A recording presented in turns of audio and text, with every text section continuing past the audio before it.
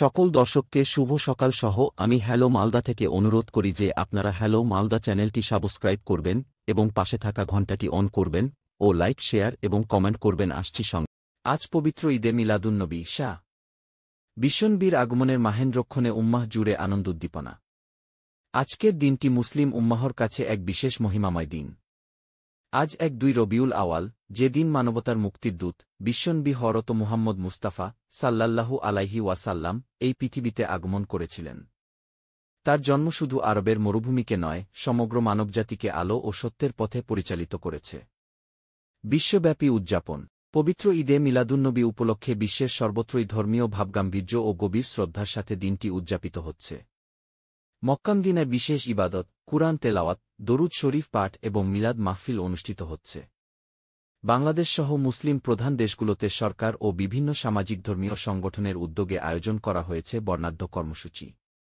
বিভিন্ন মসজিদে রাতভর কুরআন খতম, ওয়াজ মাহফিল, দোয়া অনুষ্ঠান ও জশনে জুলুস অনুষ্ঠিত হচ্ছে।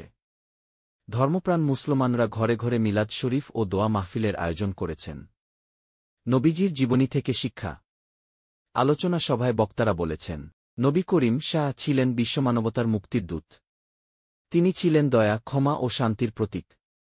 তার আদর্শ অনুসরণ করলেই দুনিয়ায় শান্তি ও আখেরাতে মুক্তি সম্ভব। হরত মুহাম্মদ শাহ এর জীবনের প্রতিটি অধ্যায় মানবতার জন্য আদর্শ। তার শিক্ষা ঘৃণাবিদ্বেষ থেকে মুক্ত হয়ে ভালোবাসা, ভ্রাতৃত্ব ও ন্যায়পরায়ণতার উপর প্রতিষ্ঠিত। সামাজিক যোগাযোগ মাধ্যমে উচ্ছ্বাস। ঈদে মিলাদুন্নবী উপলক্ষে সামাজিক যোগাযোগ মাধ্যমে ভরে উঠেছে শুভেচ্ছা ও দরুদ পাঠের বার্তায়। বিশ্ব মুসলিমের হৃদয়ে আজ নতুন করে জেগে উঠেছে প্রিয় নবীর প্রতি গভীর শ্রদ্ধা ও ভালোবাসা। শান্তি ও মানবতার বার্তা।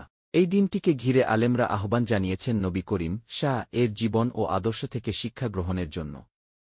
তারা বলেন, অসহিষ্ণুতা, হিংসা ও বৈষম্যের এই পৃথিবীতে নবীর দয়ার শিক্ষা, ন্যায়বিচার ও ভ্রাতৃত্বের আদর্শই হতে পারে প্রকৃত শান্তির পথ।